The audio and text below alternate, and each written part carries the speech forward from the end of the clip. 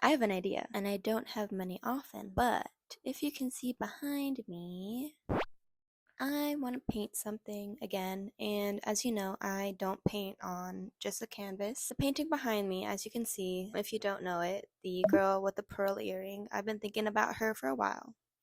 And I have a purse that looks like it could need a little painting. Oh, hi Violet. Say hi. Thank you. Let me show you. So as you can see, this purse, the structure of it has this panel right in the center. I think that would be a perfect place for this painting to be. I got this purse from my parents. They got it at Zara in Japan specifically. So why not paint on it, you know? I'm gonna make a mock-up first to see how it looks like, but let's see where this goes. Alright, so this is the original mock-up of the bag that I made where I put some extra details on the side panels, but actually by the end of the video, I decided not to add it yet. I'm not sure, but let's get started.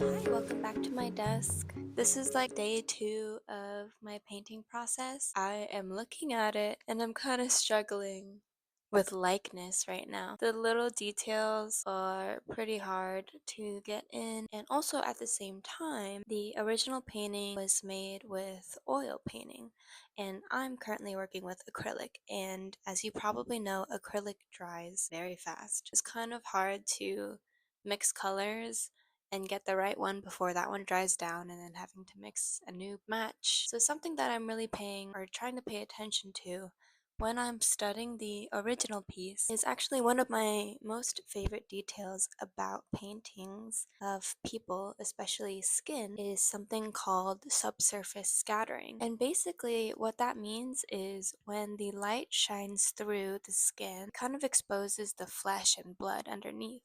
And this creates a really beautiful like orange hue right on the highest point of the cheek where the light is shining through. This also kind of creates a visual contrast between this warm orange tone and then a really cool like a cool bluish like periwinkle tone right next to it, and that's something that I really like about painting. So for example, look at my hand. Once I put it up to the light, do you see that orange glow? Like, that's beautiful. I love that so much. Yeah, let me show you up close in the original painting really quickly. This is just gonna be on my computer screen, but you can still see the subtle color changes right here. Let me show you. So something that I'm personally struggling with is capturing this detail right here on the cheek. Her shadow here that she creates is more orangey, and then right on that peak is that bluish tone. That's what I'm trying to create, and it's pretty hard because I don't have paints that are blending really well since it's acrylic. Something also that I really want to point out here, if we're talking about details, is the pearl earring actually. I haven't seen the painting in real life because it's in the Netherlands, but from videos that I've seen of close-ups of the specific earring part, is that from afar, right, we register it as an earring, but when you look at it really close, it's honestly just two blobs of white, and I think that's so cool. I think that illusion is amazing, and I think Vermeer was a master at that. But yeah, so I'm gonna get back to painting. I'll probably film a little bit of the last part when I do more of the eyes and mouth detail. I really, really want to get the skin right and see if I can blend it or make the illusion of like that blended color right there. So I'll check back in with you in a second, okay?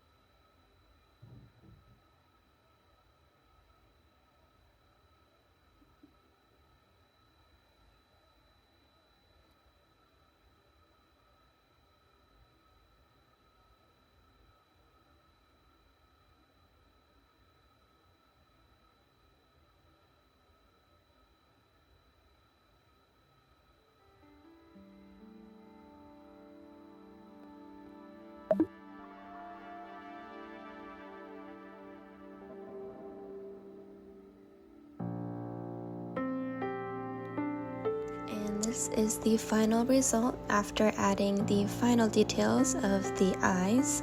I am actually really proud of how this turned out. To be honest, it's one of my best paintings yet. I want to say that it took maybe around 20 hours to paint the face. But yeah, let me know what you think and what else you want to see me paint.